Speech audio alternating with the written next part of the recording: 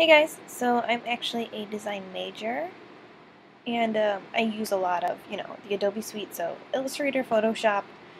We're working with InDesign now, so a lot of people use Photoshop and Illustrator to, make funky pictures and stuff.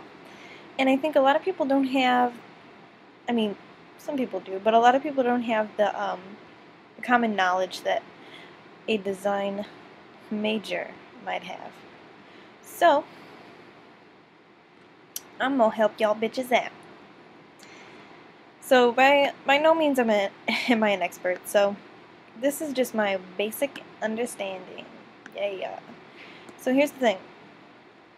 Like I said, a lot of people take images that are already existing and, modify them, so like Little Face Mid, for instance. But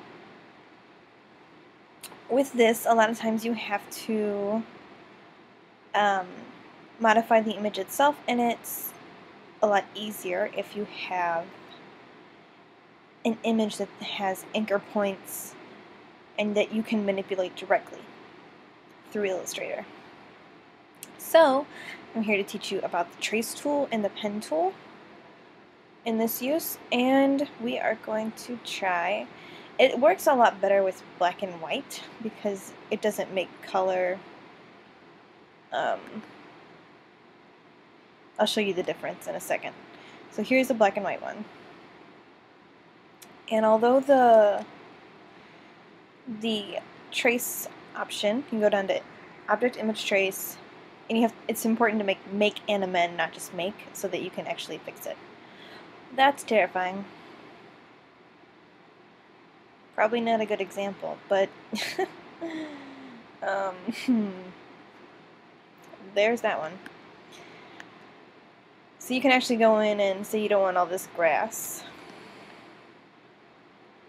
You can delete all this background noise and this background noise. Oops, well that was... Oops. Sometimes it works better than others. Like I said, it's a newer technology. It's gotten a lot better since CS5, but it's still, in CS6, it's still a little rocky. So let's try a different one then, huh? Look at that pug. That pug. Okay. Let's try this. And this is really just the lazy way to do it, so it's not going to be perfect. And that just looks terrifying too. That is literally one of the most scary things I've ever seen in my life. But okay, so there's that way of doing it. Oops. If you're brave enough and don't think you'll shit yourself, you can do it this way. But then, I mean, once you have this, you can actually amend it and make it look... Let's find a better example. How about that? Can't really amend that because it's fucking crazy. Let's try this one. Okay, this should be better. There's more contrast and whatever. Okay, that's still scary, but better. So you can actually go in and make it less terrifying. See, now it just looks like a tired dog instead of a scary dog. But anyways, so you can do it that way. Or you can actually... And what I like to do when I do this is turn the opacity down a little bit and then actually lock the object so you can just go right out there. And this works with, other things, so you can use it with, if you have to generate a specific logo or, anything. I've used it for so many posters that I've made,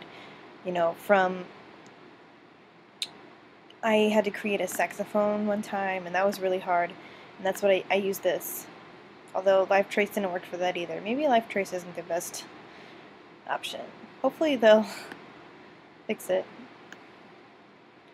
I'm not so familiar with Photoshop because it's more of...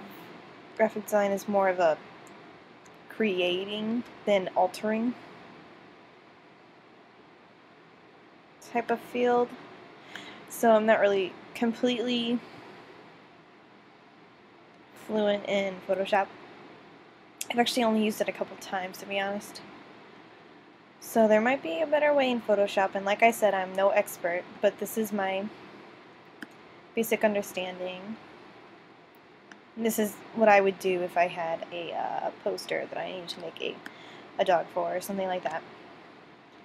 And you know, you could do this so that you can see instead of fucking around. And you know, if you enjoyed this tutorial, then just please tell me, and if you wanted something else, because I don't even have a clue where to start. I don't know if you wanted to know the basics, like how to work the pen tool, which I'm doing right now. I probably should have explained that a little better. But I didn't know if you wanted to know that, or if you knew that already and you wanted to know this, or if you already know this and you wanted to know something completely different. I'm not really sure. But just go ahead and ask me. Like I said, I'm pretty fluent in Illustrator, but not so fluent in Photoshop. I mean, it's basically the same operating system though, so I'm sure I could go ahead and give it a try for you.